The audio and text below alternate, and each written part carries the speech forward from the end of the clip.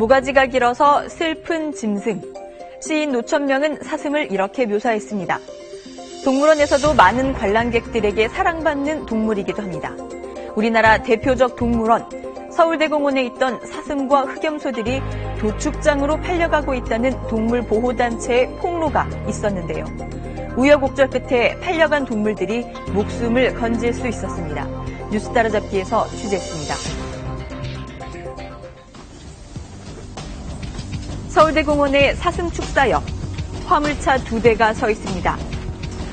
잠시 뒤 사슴과 염소 여러 마리가 화물칸에 실립니다.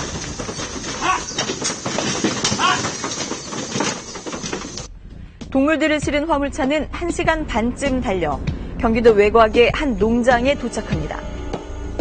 동물을 도축해 시중에 식용고기로 납품하거나 직접 손님을 받아 식당 영업을 하는 도축 농장입니다. 정말 그거는 많이 받아요. 여기 오셔가지고 드시는 음식도 맛있어야 되고 여러 가지 그런 부분 있죠. 야외에 원하시는 야외도 세팅을 다 하고.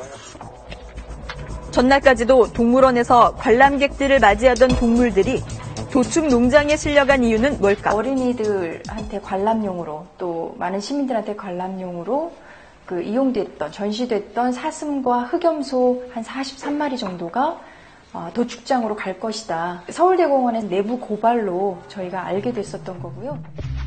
서울대공원 동물원에 있던 동물들이 도축장으로 팔려가고 있다는 제보가 사실로 확인된 겁니다. 별로 상태가 안 좋아 보이는 것 같아요. 다 피나는 것 같은데. 오늘 밥은 안 주고 물만 주세요. 놀랬습니다.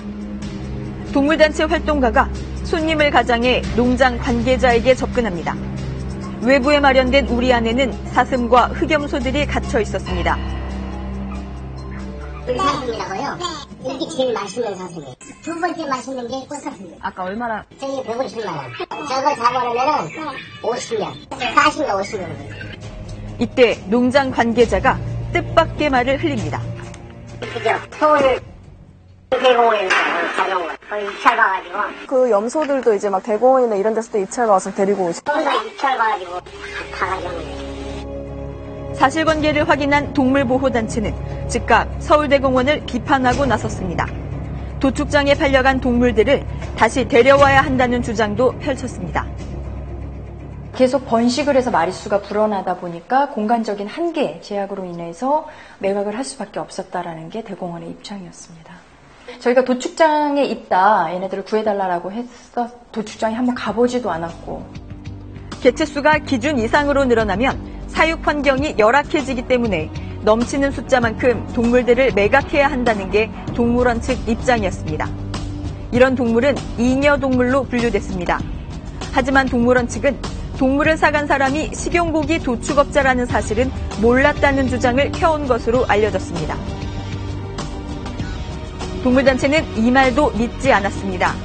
몇 년 동안 이뤄져 온 매각이었던 만큼 서울대공원 측이 알고도 모른 척 방조한 것으로 보고 있습니다.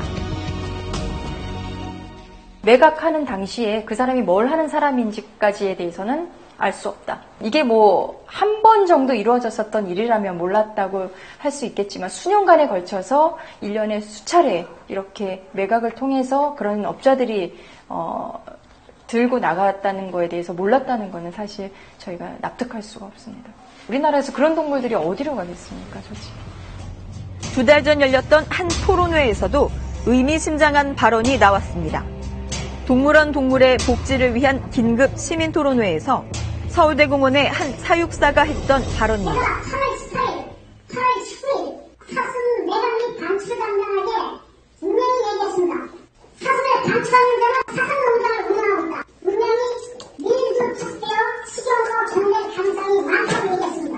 사람들이 죽어가는 걸 보고 방관할 수 있습니까? 서울농장 담당자가 사람들이 사슴농장에 달려가서 도축될 위험이 있다는 걸 알면서도 자기의 기능을 유리한 분위기가 있습니다. 동물원 내부에서도 이미 문제 제기가 있었다는 정황을 알려주는 대목입니다.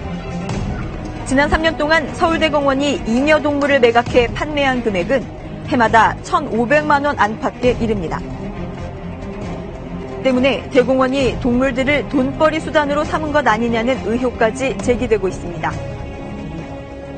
그 잉여 개체를 나오지 않게 하려면 중성화 수술을 통해서 마릿수를 늘어나지 않게 조절을 했어야 되는데도 불구하고 계속해서 번식을 시켰고 매각을 시켰고 이런 것들이 수년 동안 반복되었던 것을 보면 어떤 수익을 내기 위한 하나의 수단이 아니었나라고 볼 수밖에 없는 거죠.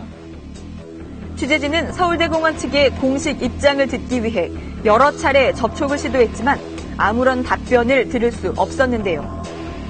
동물보호단체는 도축종으로 팔려간 게 확인된 사슴과 염소 40여 마리를 구조하기 위해 긴급 행동에 나섰습니다.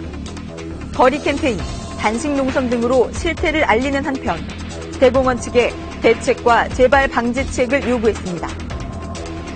지난달 18일 서울대공원 측과 동물단체는 마침내 합의점을 찾았는데요.